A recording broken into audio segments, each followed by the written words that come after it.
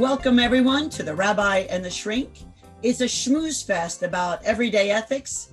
We figured it would be a casual conversation. It was inspired first by Dave Bricker introducing me to the good rabbi. We met on an ethics panel that Dave Bricker did. He's with storysailing.com. He's an expert in storytelling in any format possible and a great speaker coach. And I've asked him to come. He's going to be our meeting monster. The good rabbi I invited to do this with me because he is one of the most interesting minds I have ever met. And I love talking to him about ethics. It always comes out from left field and we end up in interesting places. And I love nothing more than we disagree. So good rabbi is an amazing guy. He's a global speaker. He is, again, just a brilliant mind and author. And he's got a wonderful TED Talk. If you could put the TED Talk at some point in the Dave in the chat. So I don't know if everyone here knows about the tools. So we have the chat, and we're going to be, if you have questions and stuff, you can just raise your real hand if we can see your video, or raise the blue hand if you go to the participants button at the bottom, and you go by at the very bottom of it, you can see there's all sorts of possibilities there. You can also go to your name and raise a hand. We invite you to stay unmuted and camera on. We don't care if you have bad hair today. It's fine. So the purpose of today was to further discussion about everyday ethics. And why do this? Because we need it. I believe that America is having an interesting opportunity for a do-over on how we think and how we speak and how we act in terms of our ethics. So now that there's so much energy around that, I figured we'd get that started. And so the goal is civility. Ethics is the solution. And so, Rabbi, here's the first question to you, sir. What is the combination of ethics and civility, and what's the relation? There's a fascinating book by Professor Stephen L. Carter called Civility. And he makes an observation in there that when you hear it, sounds obvious. But like so many obvious things, we don't notice them until they're pointed out to us. He says that civility is the root of civilization. Same word, same concept. And what is civilization? What makes civilization work? What makes a people civilized? When they are committed to common values, when they are committed to a social structure. And as a matter of fact, I just heard in the past week a distinction by the late Rabbi Lloyd Jonathan Sachs, who just passed away very sadly last month. He makes a distinction between what we call the social contract, which is the agreement that we are going to live together and get along and abide by certain rules in order for all of us to benefit from the security and the stability that society provides. He makes a distinction between a social contract and a social covenant.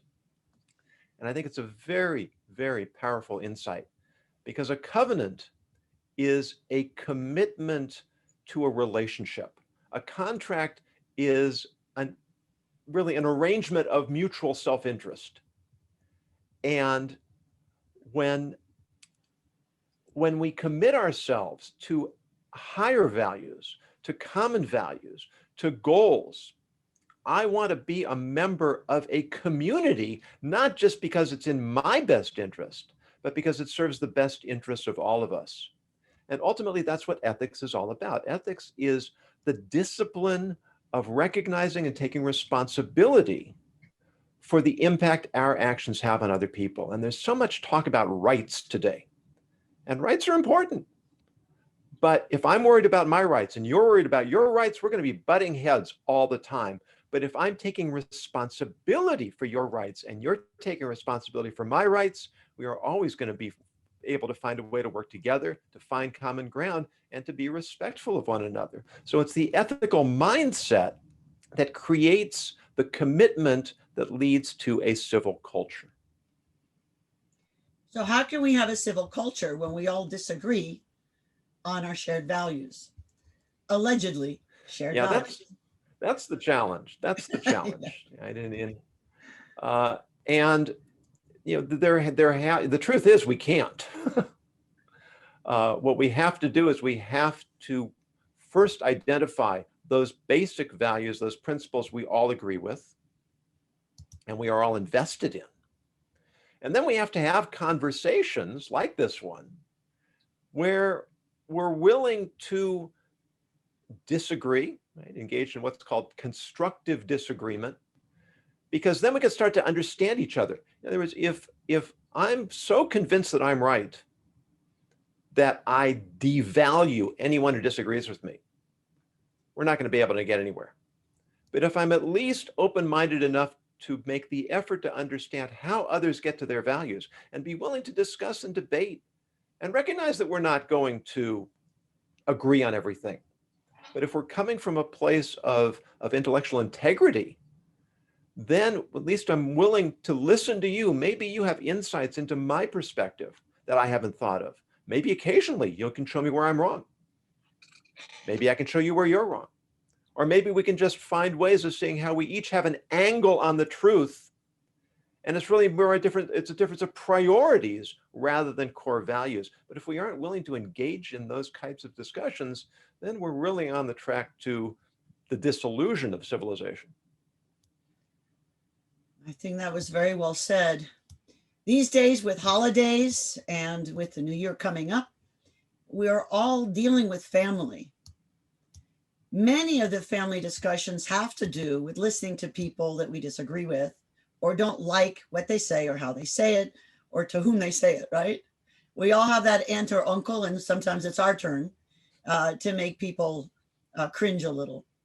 I would love to open it up. So what are some of the ethical challenges in family life or in community, and you don't have to speak for yourself. So let's make it in one voice.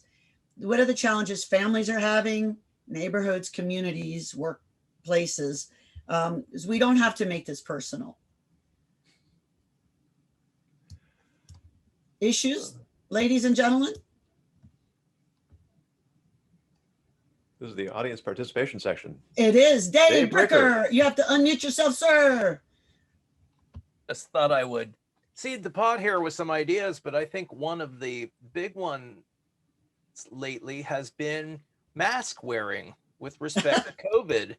And we have a lot of people who feel like being the mask mandate, which I personally think there should be a mandate and needs to be, but that's perhaps secondary. People feel that infringes on their rights, that they have a right to choose whether or not to wear a mask. To me, it's like saying I have the right to choose which side of the road I want to drive on. Well, in Florida, you do. Right. But that's a different problem. But I think that there is this idea that, having rights is not the same thing as entitlement.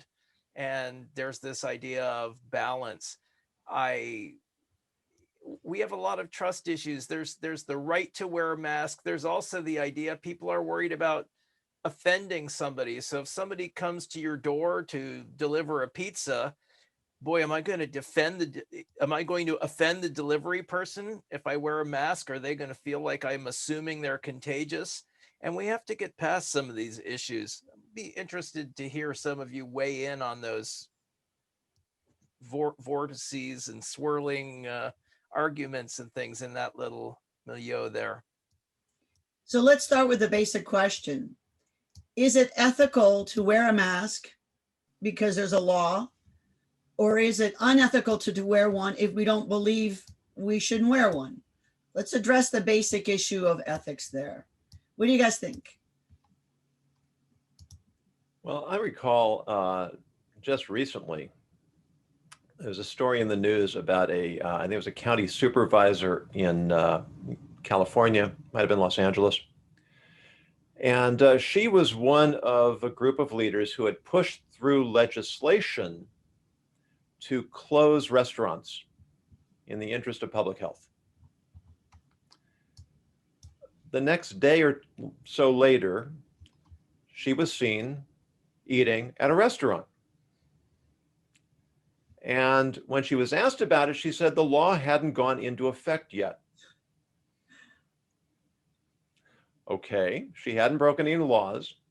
But what's the point? What was the point behind the legislation? The point behind the legislation was that it's dangerous for people to congregate in restaurants. Well, if it's a bad idea to be in a restaurant, what is she doing in a restaurant, regardless of whether it's legal or not? And if it's okay for her to be in the restaurant, which she said is fine because she was observing all the necessary precautions, well, then why did she push through the legislation? There's a certain inconsistency in the logic, and it doesn't come down to what's legal. It comes down to what are, in a business sense, we say, what are best practices? If it's the right thing to do, then I don't need the law to tell me to do it. If it's not the right thing to do, I don't need the law to prohibit me from doing it. But if we use the law as an excuse to circumvent what is really in our own and in others' best interest, then we've really missed the whole understanding that law is not just about what I can get away with. Law is a guide to try to help us live lives that benefit ourselves and others. Thoughts? I would add that there's another whole part of the mask conundrum. Why mandate a mask in the first place? Where is the scientific evidence that proves that mask wearing reduces incidence of the virus? I have seen conflicting data. I have seen charts that map the illness in places where the mask has been mandated very strictly and places where they're completely open. And the incident, the numbers of people contracting COVID track identically. So there, if nothing else, there's anecdotal evidence that says masks don't help.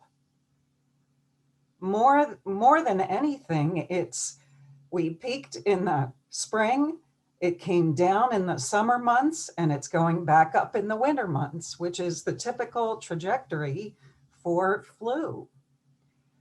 So I look at the mask mandate and ask, what's it really doing besides dividing people? It has been extremely divisive. So since I can't prove the science, I take the stance, I am not a mask wearer. I have extreme difficulty breathing with a mask. So I don't wear one unless it's required. So when I go to any kind of store where it says on the door, masks required for entry, I will wear a mask. When I'm around my friends or family who are immunocompromised, I will wear a mask because if it helps them feel more comfortable and there's a chance that it could help, then I'm willing to do it for the sake of relationship. It's a good point. Richard, you had a comment? Yes, one of the things that I find a bit mind-boggling is that when we look at all of the problems that we see happening in our society, particularly today, with all the rioting and the protesting, all the difficulties that society has with people getting along with each other, it really all seems to boil down to ethics. People are complaining about that they're not being treated ethically. The government isn't, passing laws that are ethical enough. And so it all seems to boil down to ethics. And what I find mind-boggling is why hasn't the public educational system mandated, why don't they mandate at least one class on ethics in the public school system so that people can at least, learn something about ethics? Ethics is a huge body. There's a huge body of knowledge on ethics. Ethics is an entire field of study. Why is it that despite the fact we have all these ethical issues that basically are the bottom line for all the laws that we have and all the political disagreements we have. It all boils down to ethics. Why is it that nobody has mandated at least one course in the public school system on ethics? I find this absolutely mind-boggling. It is. And many of the school systems are afraid of dealing with ethics because of values.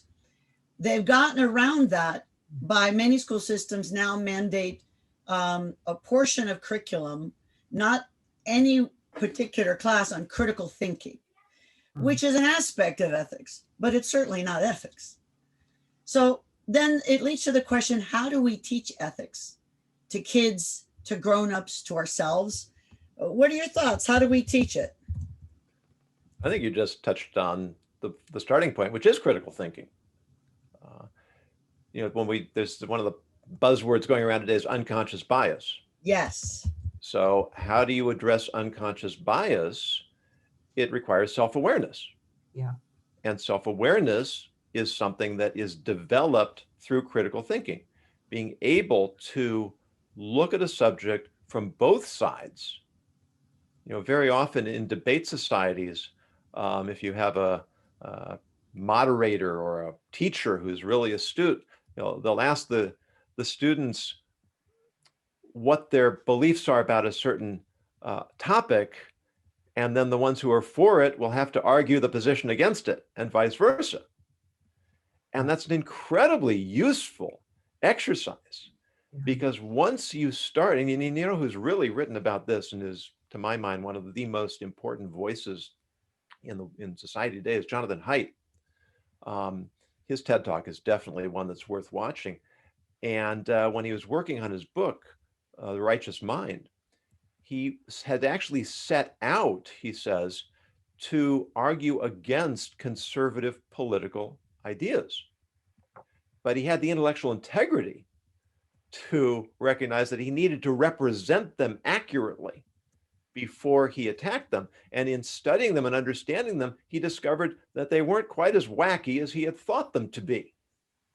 And he actually shifted his political position. He didn't become a conservative, but he became much more moderate, because once he was able to understand both sides of the issue, he got a more complete picture of the subject.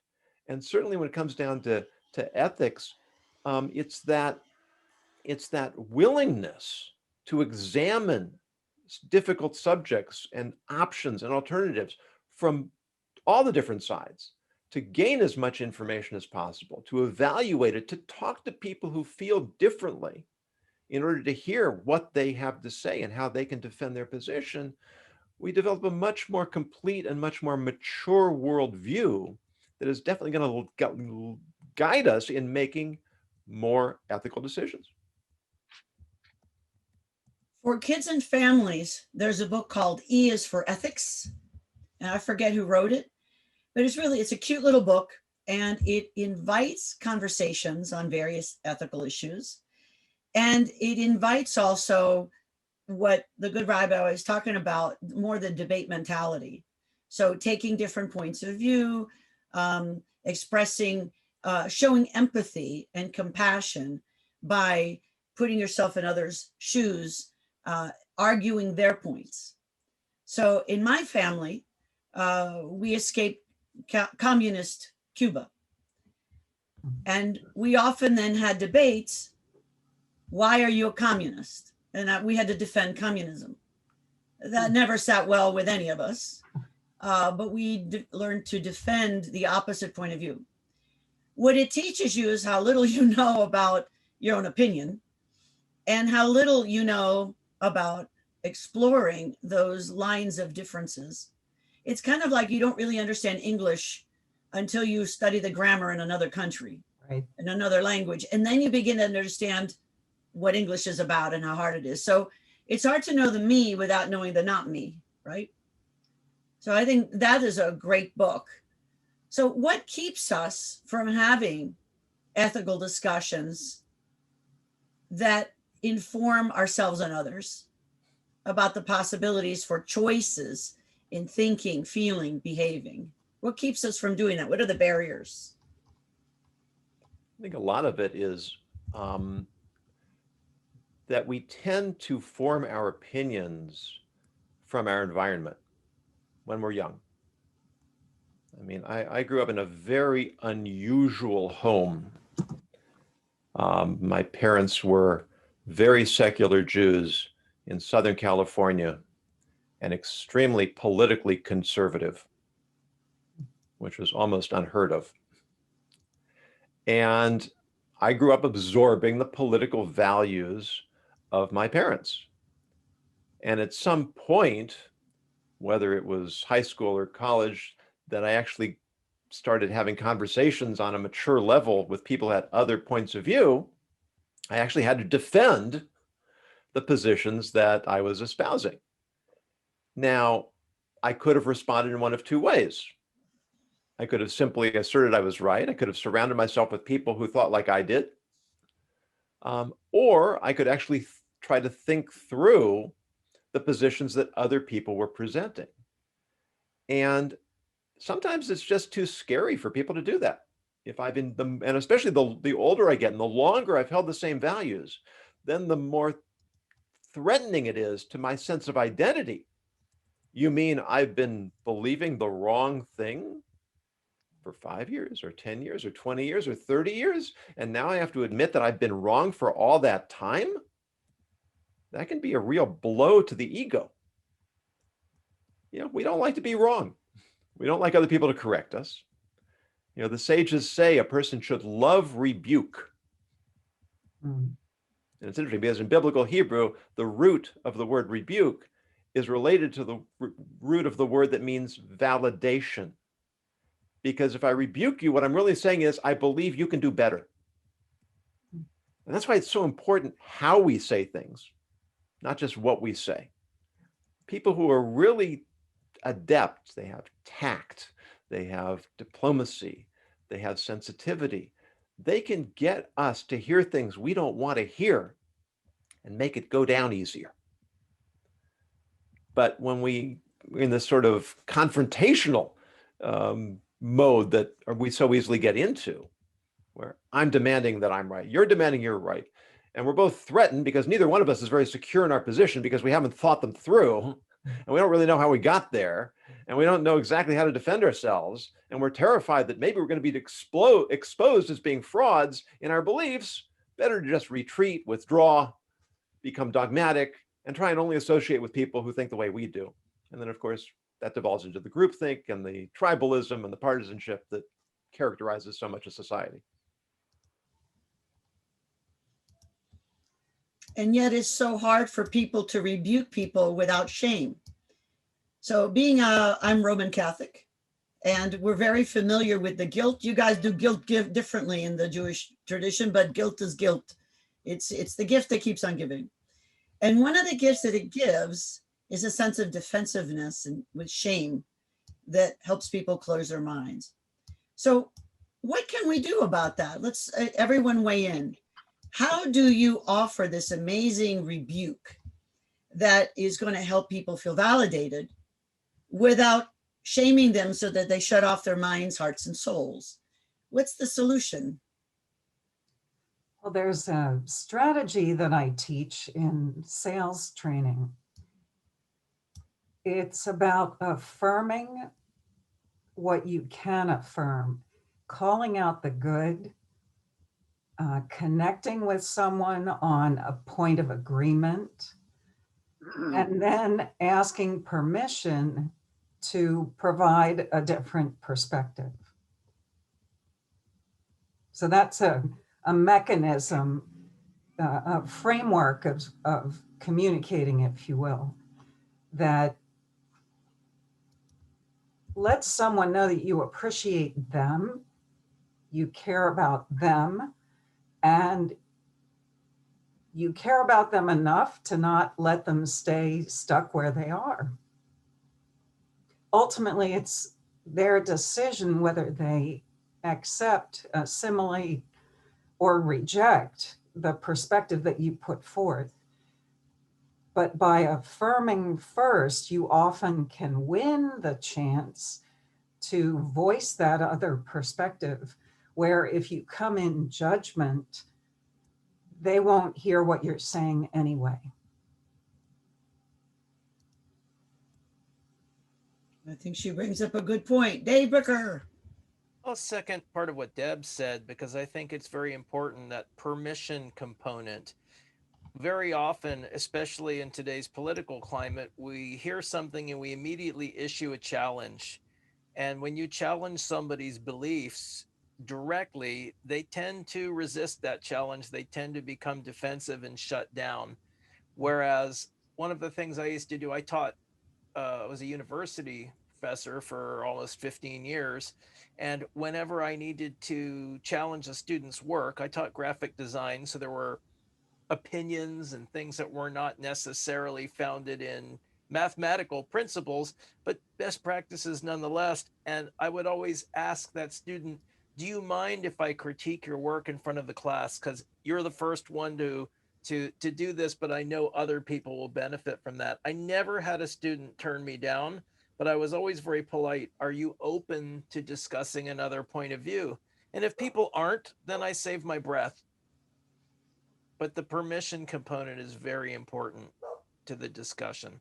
Yeah, I love how you did that, Dave. Thank you. That's very good. And how about you, Richard, sir? I think that I think that to a large extent, the reason why we don't talk about ethics hardly at all is because I think it boils down to self-image. I think if somebody is challenged, so you challenge somebody about something that's ethical, and essentially what you're saying to the person is that you're viewing them in a way that they don't want to be viewed. So people want to be viewed the way they view themselves.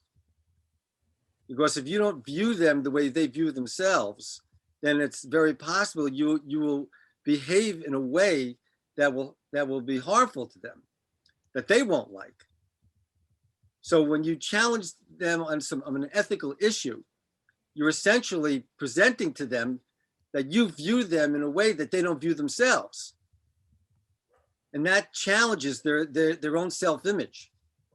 And nothing is more important to a person than their own self-image.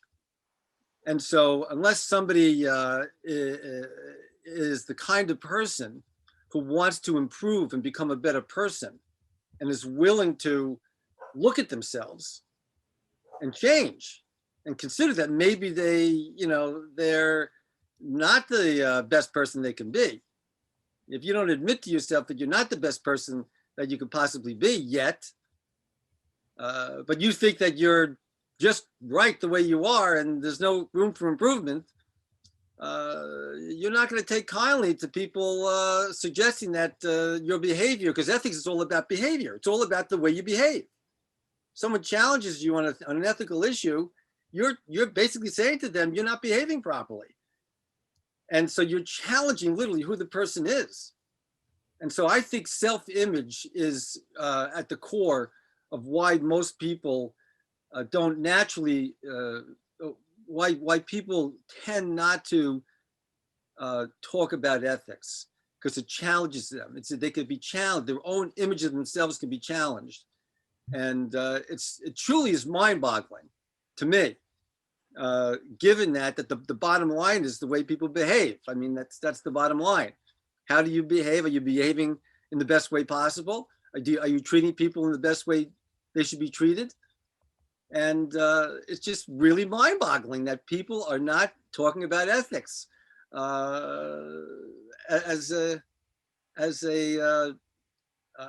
why isn't ethics like one of the most important things that people are discussing?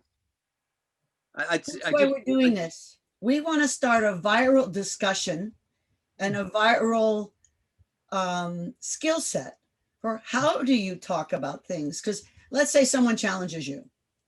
We have just as much responsibility in closing down the conversation or furthering it, correct? Mm-hmm.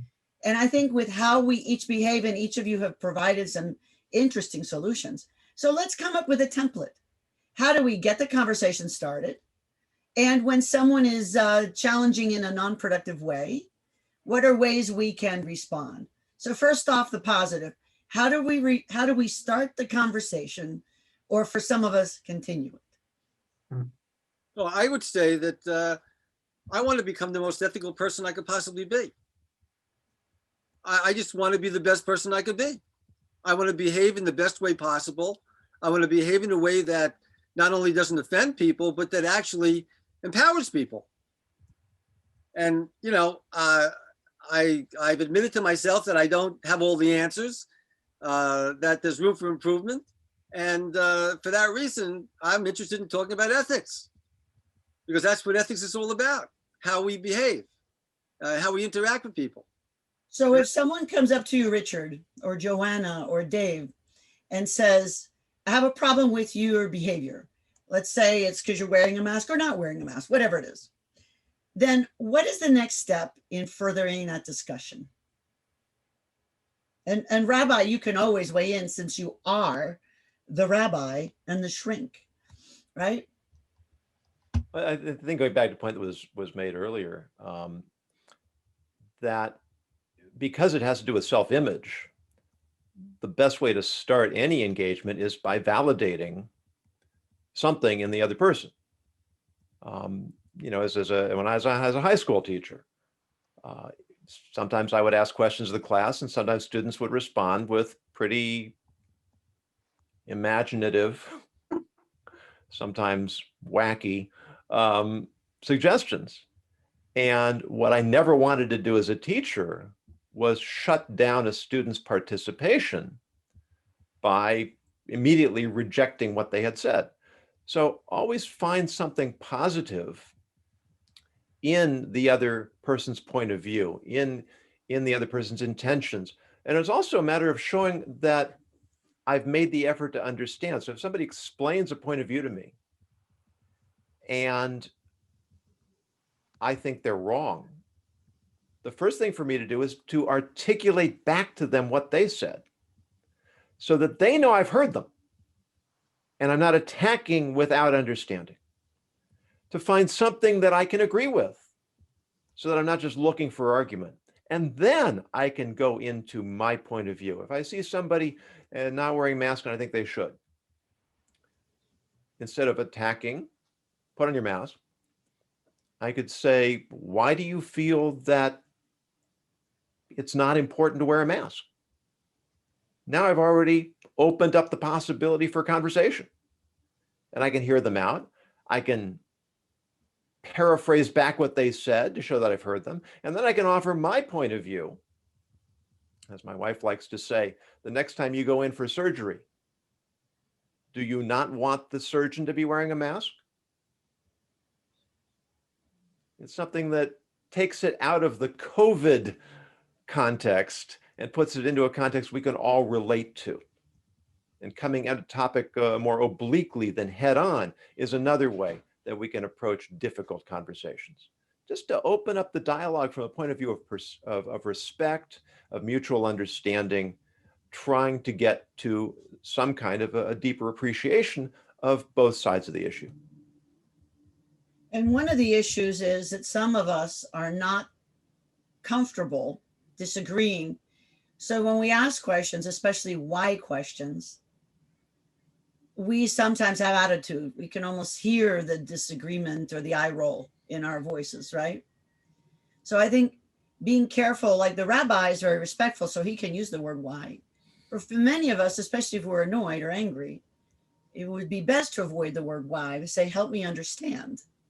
I'd like to understand, kind of the language that Deb used. You know, help me understand. The rabbi can use any word he wants because he's very non-threatening, although they're foolish not to be threatened by you, sir, because your wit is even better than your humility. So that's one of the issues. All right, so Joanna, you wanted to weigh in, ma'am. Yeah, I think it's a funny question for me because I'm a complete conflict avoider, which is probably one of my negative traits. I'd prefer to say like, oh, that person's not wearing a mask, it's not my business. Or I would just kind of shy away from that. But I think having become, I'm sure you noticed a little while ago, my son, becoming a mother, there's Yeah. no avoiding conflict. There's conflict on a daily basis, whether it's eat your lunch or don't hit your sister. There's always something that occurs within the household that you have to balance and weigh. So I think that being a mother has taught me a little bit more about conflict and how to have those conversations. Because if I just scream at my son and say, don't hit your sister, he's not going to listen not to hit his sister. That's not the way to go about it. But if I sit down and say, can I hit you? Why? What's going on? Does it hurt? So if you hurt your sister, that's the reason. And then if you can have those conversations, then it's teaching me too how to talk to other people in those types of situations.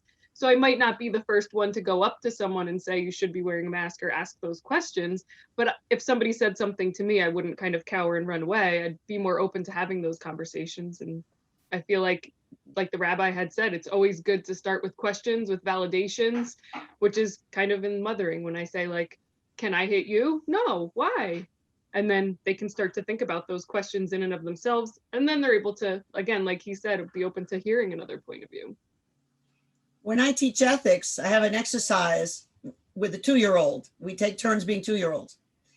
And I figure if you can talk to a 2-year-old and get them in an interesting conversation without feeling stupid, because a 2-year-old can make you feel stupid and powerless in no time, right? Because they have gotcha logic. I don't know if you know about the gotcha app. I mean, their logic is their own because you made me hit you. You know, I mean, my son's favorite one is because I love you. Why did you hit your sister? Because I love her. And I'm like, I love her. Well, it doesn't work like that, I guess, right? So then the issue is, if you can deal with a 2-year-old, then you can certainly have enough power to deal with a grown-up. And certainly grown-ups are often alleged grown-ups as well. I mean, we all take turns on the age wheel, don't we? So what are some other thoughts? Mark, welcome. You just joined us. We're talking about ethics. We're also talking about some of the ways to get that ethical conversation started. I don't know if I'm qualified to respond because I'm not a mother. Well, you can be a father and be qualified. You can be an uncle, an aunt, a neighbor. We do not have to have children to struggle with the issue of ethics. I actually have I actually have 2 children and 4 grandchildren, so I guess I'm qualified. You are more than qualified. Well, in this day and age, you can call yourself anything. So if you want to be a mother, just say I'm a mother. Oh, you know what? I think I'm going to stay away from that one. That might be a good idea. Yeah, I will tell you this, though. I'll just share this, and forgive me if it seems like a shameless plug. But this is one of 3 children's books that I've written and published, and it's given me the opportunity to be in groups of children that number 300 and 400 at a time. So I absolutely take your point about children and their logic. And if you go into a group like that and you don't bring your A game, you're in trouble really quickly. They're very good instructors, and they teach us where there are holes in our logic and in our cognitive understanding of our values. A lot of times, and it's funny, the rabbi and I had a conversation once, and I had not yet listened to his TED Talk. And I was telling him that a lot of times I think ethics are borrowed. We borrow it from our parents, from our brother and sister, from our rabbi and priest, from our superheroes. I don't know about you, but I like Spider-Man. And so when I was a kid, those ethics, we could have conversations and fight about them based on others. Sometimes we don't actually really adopt them. We think we have, and we cannot defend them because they're just borrowed. And so the rabbi had talked about that. So Richard, you had a discussion. You had something. You know what you have in your mind. Is it a good time now to ask the rabbi to talk about his TED Talk, or will your question follow better before that? I'll let you self-address that, Richard. Well, I'm going to do the ethical thing, and I'm going to defer to the rabbi. Might be ethical, but it's highly unusual.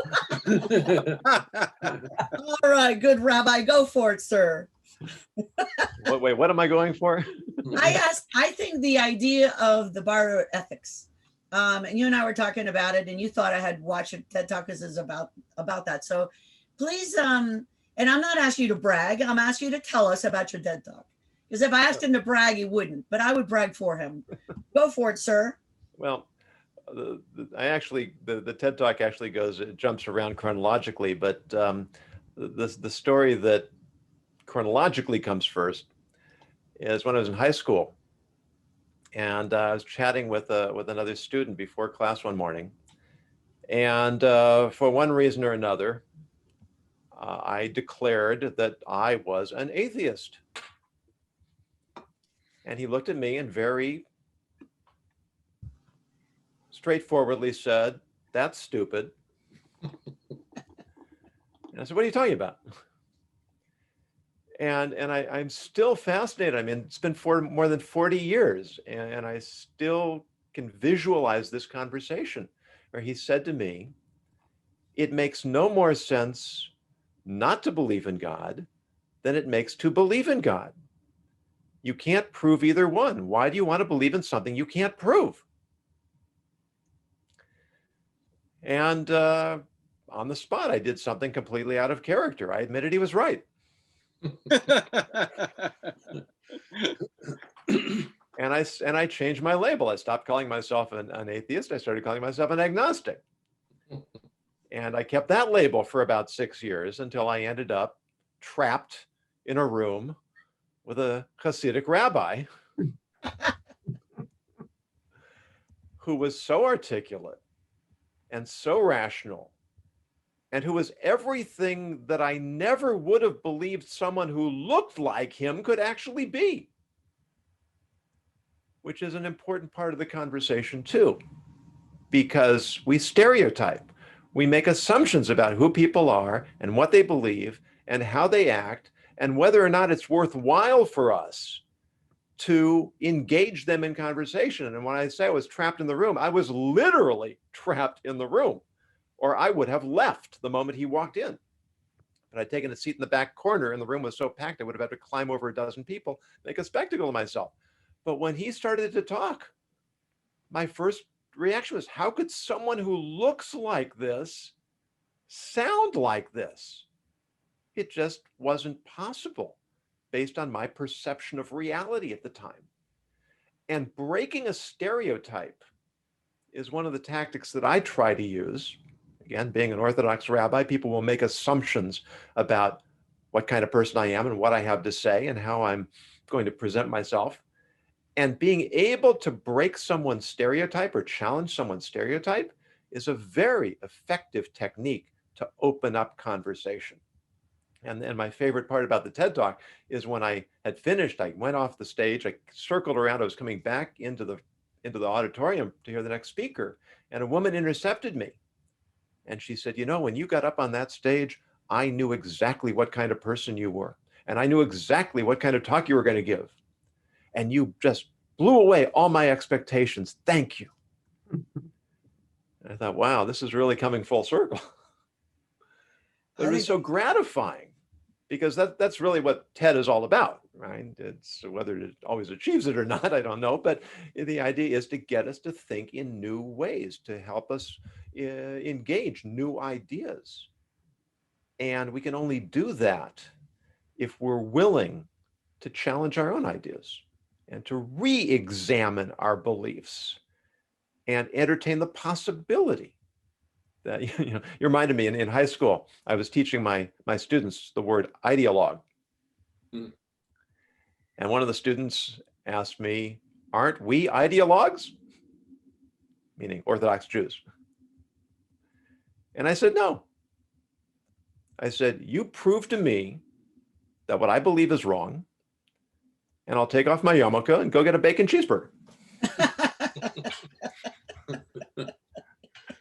I said, "I don't think you're going to, because I've spent a lot of time investigating all the different ways of looking at life and looking at the world and looking at reality. But I'm going to willing to listen. You tell me you believe in leprechauns, I'll ask you why, and I'll listen to you. And if you have a substantive argument, okay, I may reconsider my opinion." But there always has to be that willingness to hear people out, to hear people's challenges, to hear people's defense of their own positions, and to do it respectfully, and to show them that we've heard them, because now we start building relationships and we start opening up dialogue. Bravo. That's perfect. All right, Richard, sir, you waited so politely. I just wanted to share two very small things that I do that I consider very ethical, that opens up the possibility of entering into a potentially contentious conversation. One is that if somebody has a problem with something that I did and they confront me with it, the first thing I do is thank them. Thank them for not withholding it, because if they withheld it, then it would just fester and it would interfere with our ability to communicate and have a relationship. So I thank them for telling me right up front. And what, please tell me what it is. What did I do? What happened? And then the second thing is, if I have a problem with what somebody else does, I'm going to want to ask them, something. I'm going to want to ask them why they did it, or what, and if I ask somebody a question that could potentially be confronting, I ask them permission to ask them a question. Do you mind if I ask you a question? The reason why I do that is because whenever you ask somebody a question, you're imposing your will on them. Somebody asks you a question, they have to respond. Even if they ignore you, they're choosing to ignore you. So I know that whenever I ask someone a question, I'm imposing myself on them one way or another, and I ask them permission to ask them a question up front. So those are two things that are two small things that I do to try to mitigate the potential confrontation, unsuccessful confrontation. But there's one other thing I just wanted to share, and that is that I actually had the belief that people, are totally responsible. People are responsible for their feelings. They're responsible for the feelings, and however they feel, it's their responsibility, and I have nothing to do with it. So do something that someone felt was insulting, without the intention to insult them. I have no intention of insulting someone, but I say something to get insulted. It happens, right? You say something, someone gets insulted by it. You didn't mean to insult them. People get insulted for all kinds of reasons. I used to think, well, I didn't try to insult you. I wasn't trying to insult you. I'm sorry that you got insulted, but and I used to think it's their problem. So I would never apologize to someone in a situation like that, because I had no intentions of insulting them. They got insulted. It's their psychological problem. They have to deal with it. But then when I became religious and I started learning about ethics, I learned that it doesn't make any difference whether you meant to insult someone, you didn't mean to insult someone. Somebody felt insulted by something you said, even though you didn't mean to insult them. Had nothing to do with them. They got insulted. I apologize. I'm sorry. I really sorry. I'm sorry. I'm sorry I said something that, I'm sorry that I said it. Sorry. I just apologize. Even though I don't have to. I don't have to apologize. I didn't do anything wrong. I don't have to become defensive. But I apologize because it's the ethical thing to do. It's the ethical thing to do. And so my point is this, is that I had all kinds of beliefs about what's ethical and what's not ethical. I had all kinds of beliefs about, responsibility and how to relate to people, many of which were just wrong.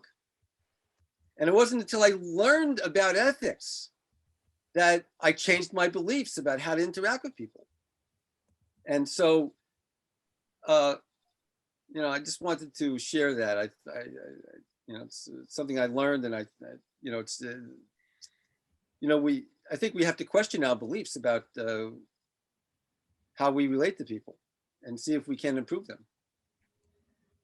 Thank you. I have one comment about that, then Dave, then Joanna. Many times men and women, you may have noticed, communicate differently. Women often, no, I know, and I've offended everyone. And one of the things that women often do is may I ask a question? Well, my philosophy is you already asked it. Next. So the issue of asking permission, you're already asking a question, may I have permission? I think what men can do is not always the same as what women can do. It depends on how they're perceived and how they're respected or whatever. So I think just even listening to the nuance of language. So for women, I would suggest this, if they're really powerful and old, they can practically talk like men. It doesn't matter. But for most women, especially sweet young things, I think nice to say, I would like to say something, and then say it. You basically announce it, which gives the other grown-up full opportunity to say, no, I don't want to hear it, or yes, please. So asking for permission is a double-edged sword. It's lovely for a powerful white man to do that. But in many contexts, that doesn't work. That disavows the person initiating the conversation. So just keep in mind context. All right. So then Dave Bricker and then Joanna.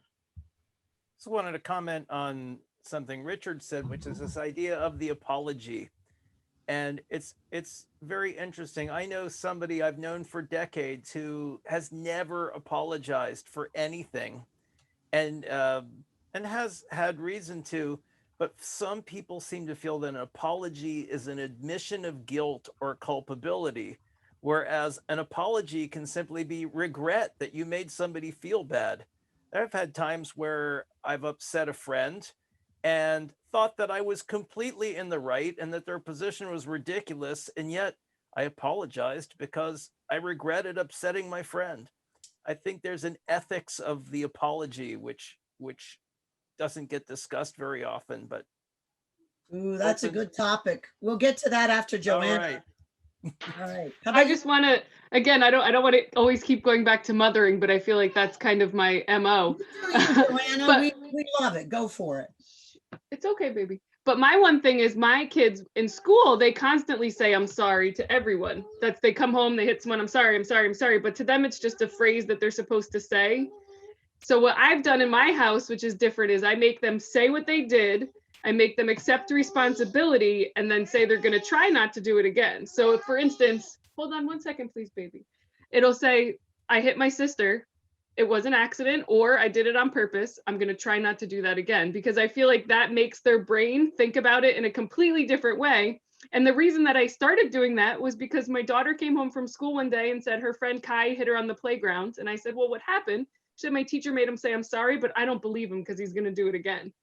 And that made my brain start working in a different way to say, hey, she's right. Why are we saying we're sorry if it doesn't really mean we're sorry? And then to extend that too, I'm also divorced, and my ex-husband was abusive in many ways, but he would never say he was sorry, even when he did things that were absolutely ridiculous. So in thinking about that, I'd also think about my stance, which I would close a cabinet the wrong way and say, I'm sorry. I would walk up the stairs incorrectly and say, I'm sorry. And then I started to think about the context of that, and they witnessed all those things. And I wanted to make sure that we were able to kind of keep those conversations open. So just to extend on what Richard had said with the I'm sorry, I do like when they say they're sorry, but I do like to extend it to those 3 different ways. To say what you did, say if you did it on purpose or not, and then say you're not going to do it again. And then there's the issue of how do we talk with our kids about when other people do yucky things and fail to be wise enough or self-loving enough or powerful enough to apologize. I mean, I think helping kids have compassion for those who aren't yet strong enough to be ethical and straightforward, that's a hard one. And let's face it, someone who's been abusive to someone else, they don't love themselves. And they often do not have the personal power to allow themselves to reflect, could this have been partially my responsibility? And having compassion for that is hard, especially when we were harmed by that inability or weakness of character, correct? Bingo. So then I wanted to talk to Mark, and then Rabbi, I have a whole question for you about apologies. I just wanted to make one comment in response to what Dave and Joanna said, and you just alluded to it, which is that for some people, they equate apologizing with weakness, and they think they're somehow relinquishing whatever it is they think they're relinquishing by apologizing. That's all I wanted to say. Very good. Rabbi, sir. I actually wanted to follow up on a couple of points Joanna, your approach is extremely Jewish. Because every I have year said this to Mark real quick, that knowing you and hearing your stories, Yonason, makes me feel like I am Jewish inside. I just never knew it. So I do say that from time to time. That's actually possible. Well, that's a different discussion. But every year we have Yom Kippur, the Day of Atonement, which follows Rosh Hashanah, which is Jewish New Year, but it's also called the Day of Judgment. And the 10-day period is called the Days of Repentance. And repentance involves 4 steps. I have to stop doing the behavior that's wrong. I have to feel regret for having done it.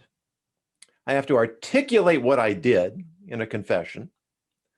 And I have to make a plan for not repeating it.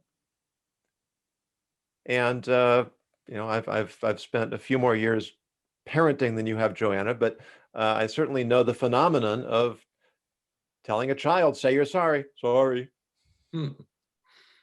Well, yeah, we need to teach them that when it's age appropriate to get them used to the idea. But the real point is to inculcate them with the sense of taking responsibility and feeling remorseful, feeling regretful. And what you were saying, Richard, about giving offense unintended, a colleague of mine and a good friend, Mark Brown, and he's a wonderful speaker and has this wonderful Jamaican accent, which just isn't fair because it makes him so much more compelling. Great. He told me that he was approached by someone after a presentation, and the person said, "I was right. I was with you up until you used a word that offended me." What was the word he used? Mark made reference to his wife. And the word wife offended this person in the audience. And so Mark said, "I'm sorry you took offense at that, but that's who she is. That's how she identifies herself. That's how I identify her, and that's what I'm going to call her." So you can strike a balance between acknowledging that someone has a problem with something you did, and at the same time asserting that you don't feel that there was any sound basis for offense to have been taken. I don't need to, in this age of microaggressions, where anything that is perceived as being offensive can be subject to censure. We really need to have a certain level of maturity where we recognize that not everybody's going to come at a topic the same way. We have different vocabularies, we have different styles, and sometimes we might find something a little bit abrasive or not the way we would do it without needing to take offense at the way someone else articulates themselves. Thank you. That was well said. I'm mindful of the time. And so I think we're going to leave apology for another time. But we have a word of the day. I'm really sorry about that. And then we had a question. Here's the word of the day. Rabbi, this is for you. Ultra-crepidarian. Yeah, you missed a syllable, right? Ultra-crepidarianism. Ultra-crepidarian. Right? Which means the giving of opinion or advice outside one's area of knowledge or expertise. Oh, I love that. And, certainly when we're debating subjects like the response to COVID, masks, no masks, social distancing, climate change, economy, you name it. How many people are out there passionately asserting one point of view or another when they have absolutely no basis for having an opinion on that particular subject? And having the intellectual integrity and humility to say, I'm not really qualified to have an opinion on this subject. I still may have to take a stand somewhere, but I'm not an authority on the issue, and I shouldn't be presenting myself as one. And I think that whole idea of representation, what allows us to say we're an expert doesn't mean that we can't have an opinion, but how we state it certainly makes a difference. Is that an ethical issue? Huge. And in fact, in many of the licensing boards for different professionals, misrepresenting one's area of expertise is grounds for immediate removal of that license. Whether it's allowing someone to call us an MD when we're not an MD. Like, for instance, I'm a psychologist. But if I don't maintain my license, I can't call myself a psychologist anymore. I then become a psychotherapist. So even using the term psychologist implies that I'm licensed, actively licensed. Yeah. I could call myself a retired psychologist because now they have that designation.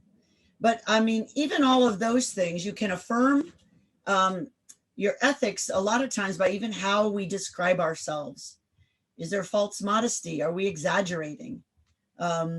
Do we believe we have the truth? Like, I'm now an expert in Jewish law because my friend is the rabbi. No, I'm a Catholic Cuban woman who is going to be taking his class. I mean, I'm not an expert in the law. I'm pretty good at thinking about misbehavior, but I'm not an ethicist. I'm a misbehavior expert. So, you know, how we describe ourselves makes a difference. So here's the $1 million question. I asked a good rabbi to join us because I really have this passion that we can do better. And I thought if we get people who are devoted in making the world a better place, one ethical decision and behavior at a time, I thought maybe we could make a big difference. The rabbi, I thought, is the best person to do it with me. I will invite my friend Dave Bricker to just about anything we do because he is wonderful and makes anything we do better. Shall we do this again, or is this a one-trick pony? I think this is an extremely important topic. And so if we would be remiss if we don't do this again. Okay. And does everyone put thumbs up or thumbs down? Do we do this again or not? Thumbs up. Okay. I'm sorry to interrupt, but this is just a fascinating thing. We some of us on this call know some other people who have already attempted something like this, Yes. and at least in my humble, non-authoritative opinion, haven't done so well. And so Yonason is part of another group that's about to convene the first of the year. I'm fascinated that this is a topic that seems to be important to so many people. So anyway, that's my long-winded way of saying yes. So what's the secret to doing well? So there's questions in mind. Do we like the format? Is the time and place okay? I mean, we decided to do it on a Tuesday because Tuesdays are kind of, I mean, not everything's a Monday or a Friday, you know, so we thought it was kind of midday time. And we thought we'd do it at a time that people in the West Coast could join and the East Coast, you know, equally convenient or inconvenient to all. So first question is, do we like the time and day of this? I like the day, but if we could do 1 instead of 12, I'd have someone napping, so that might be easier. All right. No, I don't nap anymore. Oh, sorry, Mark. I cannot do the 1 unless, because I have a standing program at 2. But how about 12:30? I loaf for myself, so my time is flexible. Well, thank you, sir. I like a man who is flexible. All right. So is 12:30 okay for people? Yes. And 12:30 on Tuesdays? Mhm. So then there goes the frequency. We're hitting the holidays. And I've talked to some colleagues and friends. Some people say we should start weekly to get things moving, especially with the holidays. They might say, how do I handle my mother-in-law without killing her? Or, you know, things like that. And that's an ethical dilemma. Thou shalt not kill. Besides, it's so messy. I mean, really. So, so some suggest we start weekly. Some say we should go monthly. What is your recommendation? I mean, I personally, ethics is very much what my life is all about. So weekly is fine with me. The more the merrier, as far as I'm concerned. All right, how about the rest of you? Wide open. Yeah, weekly works fine for me. I don't, All right. As long as Mark's okay with it, I'm okay with it. And I Okay, think that we was could all fun. invite some people and expand the audience. Yeah, little. we have to expand. We invited some people. We wanted to start small because this is, after all, an experiment. And we wanted to start with people we felt would be discerning and tell us, this is good, this is not good, I like this, I didn't like this. So our idea each time was to start with a topic, and then we can branch off of that. I suggest that the next topic should be around the issue of dealing with challenging people and include apologies as part of that. So each time I'm going to propose a topic that comes organically from our discussion and move it that way. Does that make sense? yes, it does. I'd like to understand a little more specifically what you mean about challenging people. Well, everyone can be difficult at times and we kind of started out with that a little bit. Not me. No, you never, Dave Bricker, never. He's got white man privilege. He's never wrong, never difficult. Which is funny because I'd like to talk about white man privilege. Yes. Actually, I was teasing him. Yes. That to me is a highly ethical issue. It is. Yes. So let's talk about that. Let's talk about that. Need a lot of trust established before we get into that one. Yeah, that's I was teasing him because Dave is one of my dearest friends, and he and I talk about that he needs to be aware of that perception that he's dealing with that. Who's dealing with that?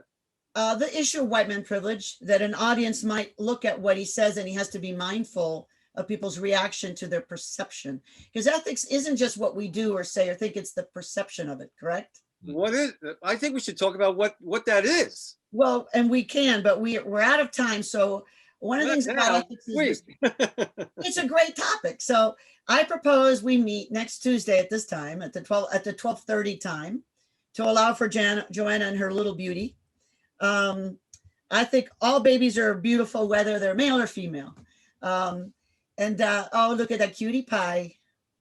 And I think we're going to talk about dealing with difficult people and conversations and situations, and including apologies. That will be a starting point. So hopefully you'll have great examples. I have faith that your life will provide many opportunities for fresh samples.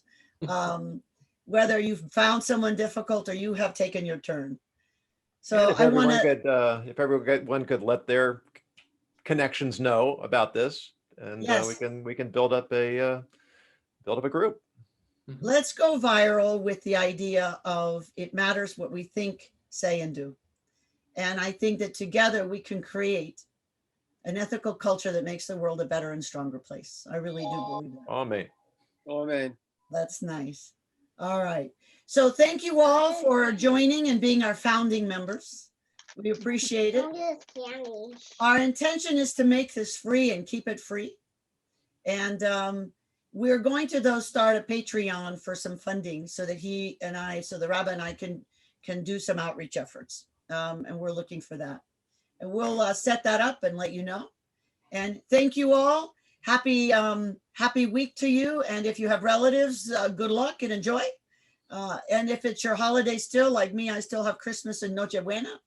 And those of you who are still having family from whatever holidays, good luck to you all. Rabbi, did you want to say a goodbye?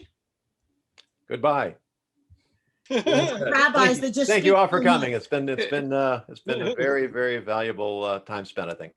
And thank it's you better for you. And Dave Bricker, as always, I love you always for everything. I just want to say thank you for actually organizing this, and because it's I don't think there's anything more important than starting a dialogue about ethics in the public sector. Well, and thank you for helping us continue that dialogue and spread the word. We're going to start doing a better job with social media now that we think our experiment worked. And we're going to get going. We'll see you. I'll send an invite to everyone, but we're going to ask you to register. We understand that some people had a hard time with the registration, but if you register, it helps us know who's there and keep tabs of what we maybe need to do differently. So give us feedback if you want. My email is just ask@drredshoe.com. And if you have a question you want to address, send it to me, and I share everything with the rabbi, and we'll come up with that. Okay, here we have Mark's email. Please put your emails. Well, I have your emails from the registration, but if you did not register, please do put your emails in the chat. If you want to save the chat, go to the chat and the little ... next to it, and you can press save. It'll only save from the time you entered the chat or the program, okay? So it won't save anything before. Okay. All right, I'm going to say goodbye to everyone and make Ciao it for an now. ethical week. Have fun, everyone. Great to Bye. meet everyone. Thank you.